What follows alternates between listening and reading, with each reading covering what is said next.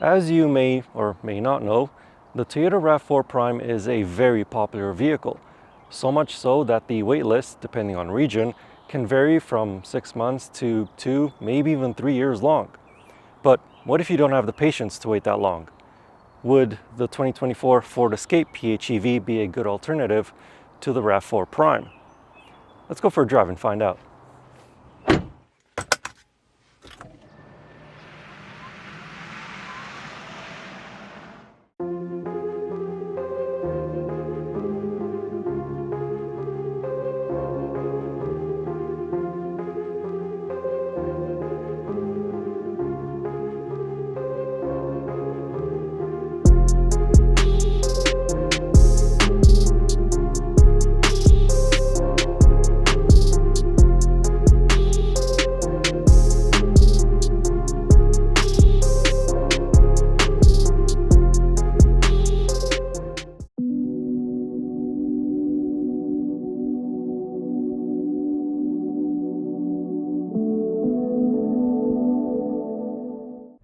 Let's start with what I'm assuming is that most of you are interested in hearing first, the all-electric driving range. The Ford Escape plug-in hybrid has a 14.4 kilowatt hour battery pack, and it's good for a claimed 60 kilometers of all-electric driving. The most that I was able to squeeze out of it was 55 kilometers. Now, when I did the test to find out how much range the battery had, I did it with climate control running at all times. The ambient temperature was hovering at around 18 degrees Celsius, and I did find myself driving on highways a little bit more than I did when I did that same test with this Rav4 Prime. And also, I do live in a part of the world where we have a lot of uphills and downhills, so more energy is used going uphill than recuperated when going back downhill. So if you live in a part of the world where it's mostly flat and you don't have climate control running and you stick to mostly city driving, then I'm sure that the Ford Escape plug-in hybrid has no issues in getting up to 60 kilometers or maybe even more all-electric driving range. This Rav4 Prime has a slightly bigger battery at 18.1 kilowatt hours, and it has a claimed all-electric range of 68 kilometers. Just 8 kilometers more than the Ford Escape PHEV. Now, this car does weigh more than the Escape PHEV, and it has all-wheel drive, whereas the Escape is not available with all-wheel drive in plug-in hybrid form.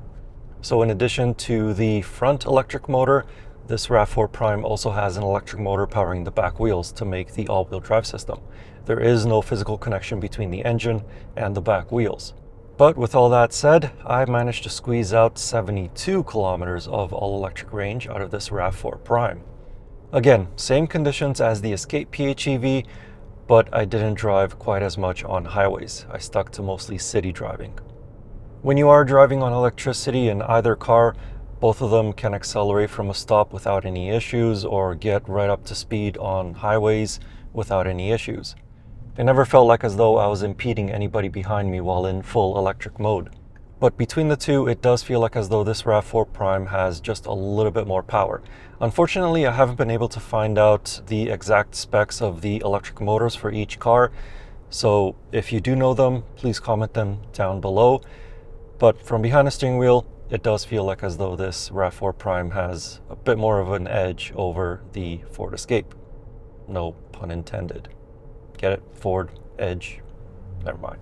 Additionally, both of these cars will allow you to go full throttle in EV mode without turning on the engine, but in the Ford Escape, if you go full throttle, a message will appear in the driver instrumentation, and if you push the OK button, then the engine will turn on and provide more power.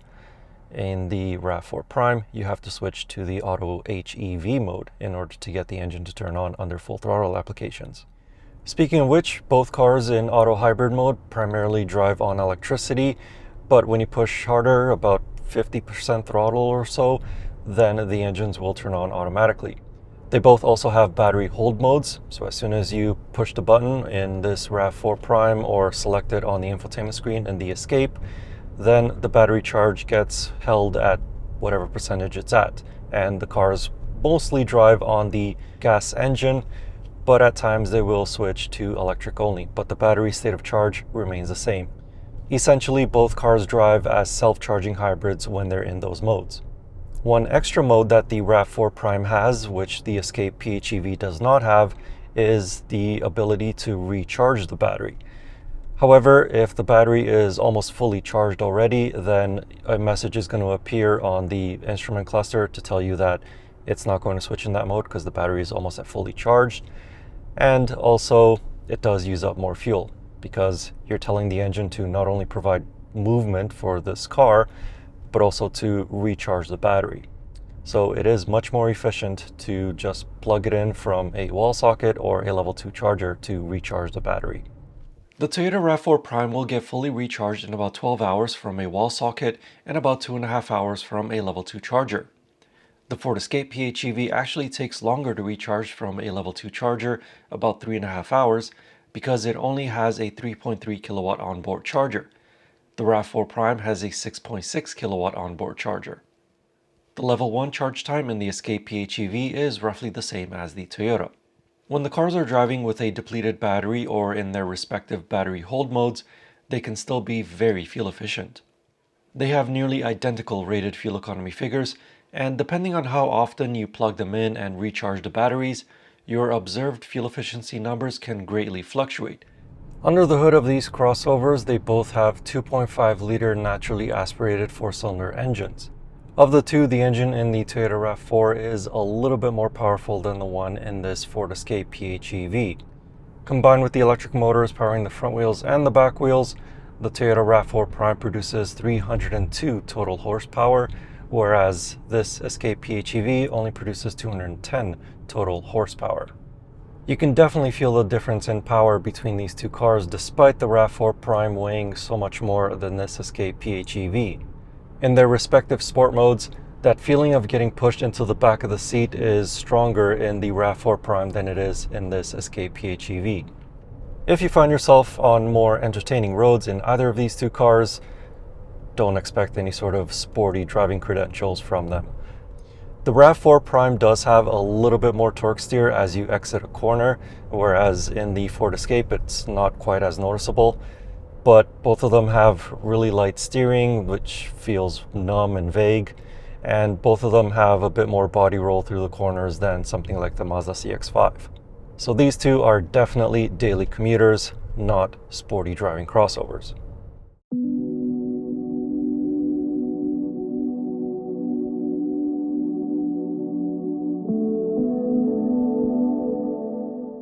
Both crossovers are geared towards providing a smooth ride.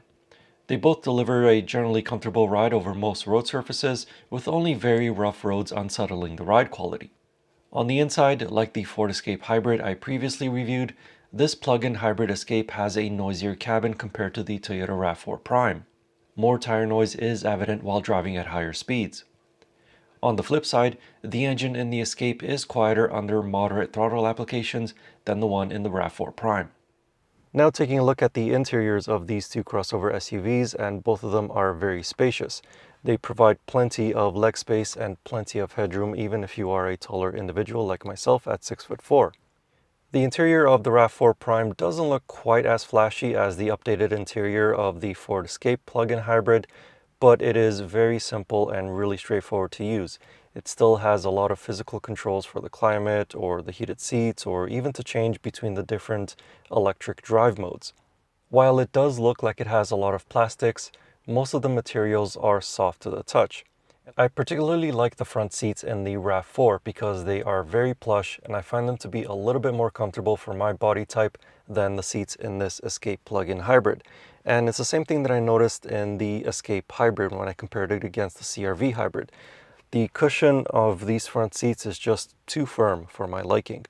I much prefer the seats in the Rav4, as I said. The interior of this Escape did get an update in the previous model year, and the biggest change is the new 13.2-inch touchscreen.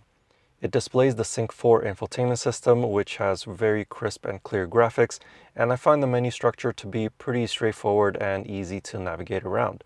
However, in adding this bigger screen, Ford has taken away the physical controls for the climate. So now all of the climate controls are integrated into the touchscreen, and while they are always at the very bottom regardless of which page or whatever you do on the infotainment system, I do find touchscreen controls to be a little bit more distracting to use while driving because it focuses your eyes away from the road ahead and you have to look to see whether you actually confirmed on the item that you wanted to select versus physical controls. You can actually feel whether you actually selected that item. It does still have a physical volume knob and it still has physical buttons on the steering wheel, but as I said, I still prefer having physical controls for the climate instead of being integrated into the touchscreen. So with that, let's go check out the back seats of these two crossover SUVs. In the back of the Toyota Rav4 Prime, it does have a little bit more space than the Ford Escape plug-in hybrid. Now, I know it does look like as though my knees are digging into the back of the front seat behind my taller than average 6'4" driving position, but they're just rubbing up against it. They don't feel squished at all. In the Escape, there is an indentation behind each seat for your knees, but even with that, it still feels like as though my knees are just a little bit squished behind my tall driving position than they are here in this Rav4 Prime. However, one thing that the Escape does have and this Rav4 Prime doesn't have is sliding second row seats. So they split 60-40 and you can trade a little bit of legroom in this second row for more cargo space in the back. In terms of headroom, my hair is pretty close to touching the headliner in this Rav4 Prime, but it's not actually rubbing up against it. Same story in the Ford Escape as well. One thing that I don't like about this Toyota Rav4 Prime is that the doors don't really open all that much. They have quite a steep angle, so it makes getting in and out or loading stuff from the side a little bit more difficult than it is in the Ford Escape. Further behind the seats, the Rav4 Prime has 949 liters of space, which is a little bit less than the Escapes at 974 liters. However, that changes once you fold down the rear seats, with the Rav4 providing 1,976 liters versus the Escape's 1,722 liters. Underneath the trunk floors, both cars have spare tires.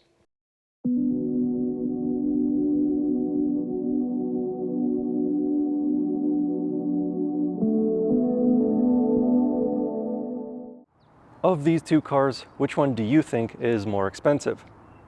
Yep, you're right. It is the Toyota Rav4 Prime. In fact, this one begins in pricing where this one ends in pricing.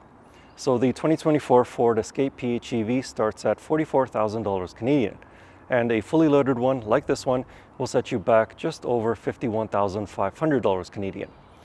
The Toyota Rav4 Prime starts at just over $51,000 Canadian, and a fully loaded one like this one will set you back just over $61,000 Canadian. Both of these cars are eligible for government rebates here in BC, but it might be different for you in your region, so check with your local dealership for details. For that kind of money, both cars come pretty similarly equipped, but there are a few differences.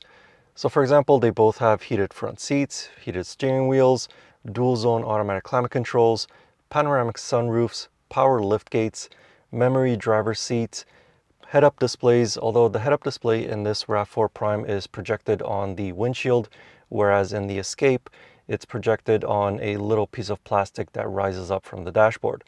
Personally, I don't like that style of head-up display because it forces me to look down on the hood, whereas if it's projected on the windshield, I'm still looking a little bit further down the road. They both also have surround view cameras and wireless phone charging pads. But the differences are that this Toyota Rav4 Prime has a rear camera mirror, ventilated front seats, and heated rear seats. Ford Escape doesn't have any of those. Overall, the Toyota Rav4 Prime is still the better plug-in hybrid of the two.